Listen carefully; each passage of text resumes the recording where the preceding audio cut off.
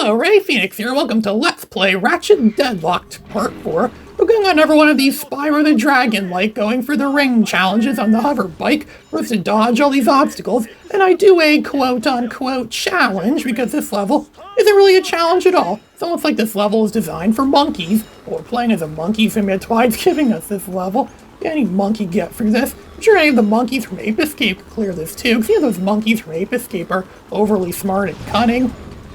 Because of that peak point helmet thing that Spectre managed to put on all their heads, and they could go through all these things aren't even really challenges. Just jumping every now and then, shooting stuff. You can shoot stuff and get bolts. There isn't really much of a point of doing that. If you're going to win a bunch of bolts when the mission is over, and you only have like 14 seconds to do all this, so there's not really much of a point in slacking off. You do get a little bit of extra time from going through the rings. This part's almost like a breath of fresh air. It's like this game knows it's hard as hell, so it's just gonna say, yeah, we'll just give you some extra. We'll give you some extra second, or we'll just give you some, you know, something that's not even really a challenge, just some breather thing. It's almost like a bonus stage, almost. Well, it's not a bonus stage, but it feels like it could have been something like that. They very well could have made bonus stages out of something like this, out of some level like this, and maybe they could have put more targets in there. Would have made sense considering how difficult this game pretty much is. That wasn't even challenge at all. I barely blinked. I wasn't even sure what I was looking at half the time, and I still won the challenge on the 5-star difficulty. It goes to show how easy those levels truly are. And now we're gonna play pest control now and destroy all of these scorpion things that just come up. These scorpions or these scarab things. They look like scorpions or scarabs, something like that, that just come out we have to blast all them, jump and shoot. The little machine gun thing, it's not really a machine gun, it's kind of like a laser machine gun or something like that. It doesn't really do much damage to them at all. I only do that because it's bad. So it's like a machine gun from Twisted Metal. It doesn't really do much damage at all. But if you stand in front of them and shoot them too, in addition with the machine gun, or whatever that type of rapid fire laser blast weapon is, in addition to firing these other missile blast things at them, yeah, I can help them go down easy in a matter of seconds. It took me like so many tries to do this, and that's why I really racked up a lot of bolts. Like, this game wants you to make so many failed attempts, they could really rack up a lot of bolts in these kinds of challenges, and now I have well over 100,000 bolts, which is more than enough to buy the next weapon in the game whenever that becomes available. And as soon as that's available, I'm of course gonna buy it. I wonder if anyone's ever got through this game without buying any weapons, any additional weapons. Is that even possible? I mean, I don't really know anyone that could possibly do that without going insane. I mean, that sounds like something that would cause insanity, especially at the most difficulty level in this game. I'm playing it with all the weapons I could get, and this difficulty is pretty insane.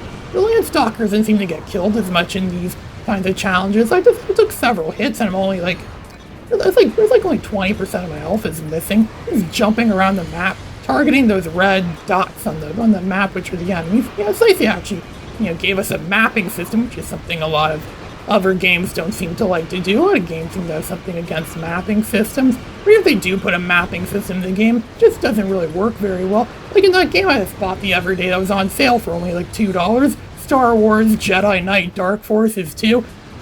The game is pretty much like set in some large, like every level's kind of like a maze in its own way, or some of them are very large. You have to figure out where you're supposed to go, and the map in the game is pretty much useless because it never shows you where any useful stuff is. It just looks like some weird 3D hologram. Yeah, it's like they were focusing more on making things look cool than things actually are functional. But it's a good thing this game doesn't really do that. This game actually does make things that are functional. And as I was playing that game, yeah, it's pretty good overall. It could have been a lot better, but maybe you want to play Ratchet Deadlocked because this is a better game. There's moments you get where you want to play something better after playing something that's not as good. Like a year ago, and I wanted to play the original Spyro because I was suffering through Jack 2. When they're introducing us the first boss in the game, he's some rugged guy. He's like some large, buff, rugged juggernaut guy. And he just appears on the screen. Of course, they're going to give him a cigar. All the rugged robots in these games are rugged troops. Always smoke cigars, and they show their big guns out. When I say guns, I mean arms. He's showing, look how buff I am. I work out a lot in the gym every day. I never eat at any restaurant makes you fat. And oh look, Juanita, you wearing Ace Hardlight underwear? Like he's really concerned about that. You know, Juanita's secretly a fan of Ace Hardlight, and now she's gonna say, oh, Courtney Gears is back, and she's probably going to school now or something like that, and turning her life around after the beating she got from Ratchet and Clank. You know, Ratchet and Clank are the two most evil things that could possibly exist in the universe, and Courtney Gears has recovered from them. The Ratchet and Clank's crimes against her don't seem as bad now because she came back, so it didn't really seem much like a tragedy then. Kind of like Zero in Mega Man X2. We all know Zero was a big tragedy in the original Mega Man X, but then bringing him back in Mega Man X2 was like, you know, it's almost like it seems like completely undid the tragedy then. What was the point of the sacrifice? Why would someone sacrifice themselves only to come back in the next game without any real consequences? It kind of defeats the point of a sacrifice. You know, at the end of the game, it explicitly said, those who sacrifice themselves for the victory shall never return. Well, Zero sacrificed himself for that victory, and clearly he returned. So I guess robots sacrificing themselves isn't really much of a big deal anyways. And I guess, I mean, even if Dr. Nefarious did get killed at the end of Up Your Arsenal, I'm pretty sure that someone would have just rebuilt him. He could have just come back in a future game. Courtney Gears already came back. And no, unfortunately, we don't get to fight Courtney Gears again. Dang, I really wish I could fight her again. She deserved that beating she got in Ratchet and Clank Up Your Arsenal. And I think she deserves another one for being in this game. She's actually kind of useless in this game too. She doesn't really play much of a role in the story, other than she's just there. I know, maybe the main villain in this game, that Seaman Vox guy, whatever his name is, maybe he just wanted to use her as like his trophy wife or something like that. Or just be like, look what I have. I got the famous Courtney Gears. You know, maybe he's trying to use her as like star power. Ooh, star power. You know, star power always sells a show. I mean, people made this game do that way too well, which is why this game should have been filled with celebrity cameos. Of course, they're celebrities you never heard of before because this is the Japanese version of the game. They're only people you would have known about if you lived in Japan, which is a country I'm pretty sure everyone's been to at least once in their lives. And I'm pretty sure everyone's lived in Japan at some point in time or another, which is why Japan is filled with all sorts of weirdos, all sorts of freaks, all sorts of video games of things, and everything you could possibly think of exists in Japan. What don't they have in Japan? Spyro Free? Yeah, of course, yeah. Spyro Free is one of the only things they don't have in Japan. That's a rare exception to the rule. But other than that, they have pretty much everything you'd ever want in Japan. And I got the fusion rifle, and I just noticed there, I got the fusion rifle. And I kind of know how to say fusion a little bit in Japanese, thanks to a poster I made about a year ago. The Redemption of Captain Fusion in Japanese. That was a pretty cool poster I made about a year ago on Paint Pretty. And this is the Fusion Rifle, which is pretty much this game's answer to the Flux Rifle, or the Pulse Rifle, whatever it was called.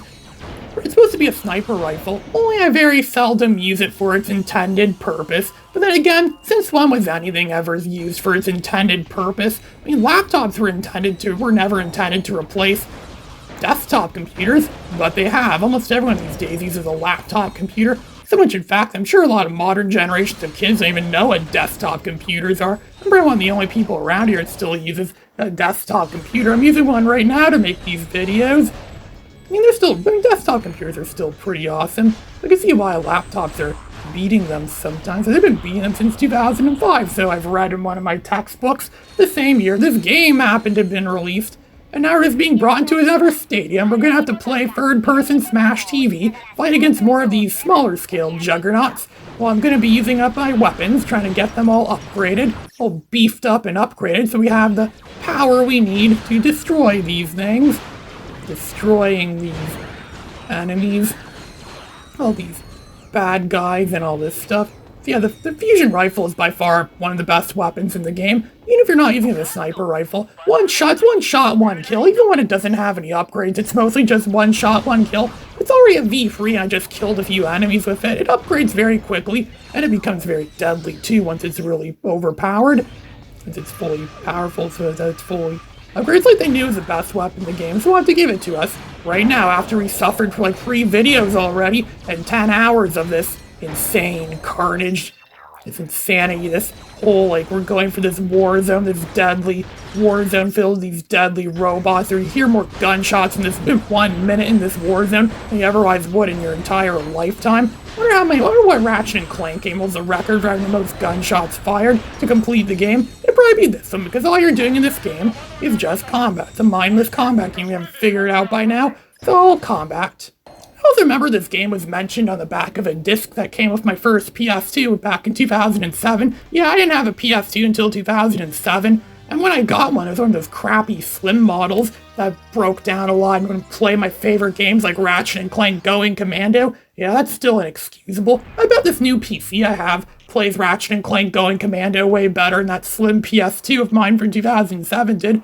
Well, anyways, I digress, but it came with a disc that was intended to set up the network adapter that was already built into the Slim PS2, because Slim PS2 came with a network adapter already built in, so you don't have to buy an additional one, unlike what you had to do with the fat PS2. And it advertised some games in the back of the little sleeve that the setup disc came. It was a CD disc, so the information side was blue, because most CD-based PS2 games have the blue information sides on them. And look at this scene. It's like Brad, before I go take on a boss, he always brags about how powerful Ratchet's ability is, using a cutscene that clearly wasn't designed for this region of the world, because it still has English writing on it, describes what he's like. But those are probably hard-coded into the game, so they couldn't, so they probably couldn't change it that easily. Just like the cutscenes in Jumping Flash, where you still see Japanese writing in them. Another great way for me to learn Japanese. I keep diverting myself way far away from the main I was originally speaking of. Oh yes, right. That disc. I thought it was a demo disc at first. I think they wanted you to think it was a demo disc. It actually just had advertised. One of the games it advertised for was Ratchet Deadlocked. I didn't even know Ratchet and Clank really was back then. I remember seeing this game in stores sometimes too, and not really knowing what it was, thinking it was some weird game that had something to do with Ratchet and Clank. Kind of reminds me of that weird show I saw a billboard for. It was like a mixture of Family Guy characters and some live action show. I don't know if it was a real thing or not, or a fake memory. I don't know, I bet the people like to go through unidentified media would love to go through that one. But I think it's fake. Like a lot of the other things I remember that are probably fake. Like I remembered watching this weird comedy show that was like the We Have It at Home version of Just for Laughs. I think it was called Geeks or something like that. No one seems to remember it but me. And I'm pretty sure I didn't make it up, but it seems more like it's a fake memory than anything else. And then I remember there was an episode, there was this blind guy that was just walking around, and he was just randomly spitting out sunflower seeds on people. It's like they think disability humor is funny or something. I mean, sure, this is in the 2000s, back when the world was a lot meaner and disability humor was far more widely accepted than it is today, but it still was pretty, like I said, it's a really poorly made show, pretty much. Maybe that's why it's lost media, because it just downright sucked. Maybe some things deserve to become lost media. Not everything gets preserved. Some stuff doesn't deserve to get preserved. I bet a lot of people probably say that about a lot of the videos that I watched on YouTube, like Can of Nothing. I mean, I want Can of Nothing preserved, which is why I saved all of their Star Wars low-budget videos onto my computer, as well as The Amazing Guys. I saved all those onto my computer. I mean, some people are saying, oh, are you ever going to show this to your grandma? I'm like, no, I don't think she would understand it at all. I'll have to admit, their humor is pretty funny. Neo, this is Samuel L. Jackson. You're needed in the Matrix. Ooh, Samuel L. Jackson. I loved you in that movie, Men in Black. No, that was Will Smith. No, weren't you the old white guy that recruited Will Smith? Ironically enough, that white guy that played the old guy that recruited Will Smith, he played a villain that used to be a black guy in the Batman movies. Because he got some sort of like Michael Jackson like race change or something like that. Wonder why I mentioned Michael Jackson in so many of my videos.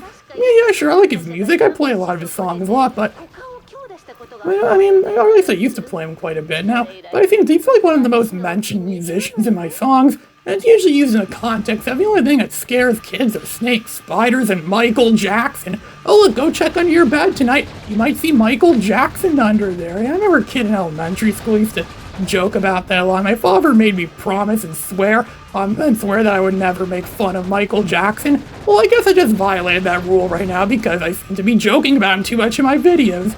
Yeah, he probably would love to see my videos and scold me and retroactively scold me for making all those videos and stuff. Yeah, retroactive everything. It's like they want to retroactively make Ratchet and Clank the bad guys all along, taking scenes from their previous adventures and changing the context of it. They used to do with Courtney Gears. They completely ignored the fact that Courtney Gears was a downright bad guy working for Dr. Nefarious. That's why I had to fight against her. But in this game, the news reports just made it think, oh, look, they just beat up a harmless person for nothing, a harmless celebrity for nothing. They completely changed the context of what was they completely changed the context of what was happening. They're ignoring the facts. Then again, I guess that's perfectly normal for the news to do that. News does that all the time. They always ignore the truth and always make it seem like things actually are as bad as they look, or make it seem like things aren't as the way they really were supposed to be. But I guess that's typical for the news and everything else.